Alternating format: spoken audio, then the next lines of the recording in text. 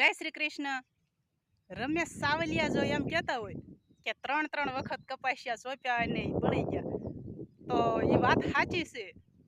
અમે પણ ગયા વર્ષે 3 વખત સોંપ્યા હતા. તમે કપાસિયા સોંપ્યા, અમે કપાસિયા સોંપ્યા, અને પગમાં બળતરા થાય એવી જમીન ધગધગતી હતી. તોય સોયાબી થોડાક વાવવાના હતા કપાસની અંદર, એટલે સોયાબી પણ સોંપ્યા હતા અને કપાસિયા સોંપ્યા હતા ને બધું ફેલ થઈ ગયું હતું.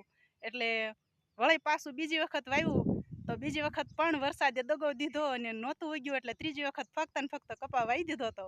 અને આખું વર્ષ કપામાં મહેનત કરી અને કપા કાઢી અને પછી શિયાળામાં જીરું વાવ્યું હતું.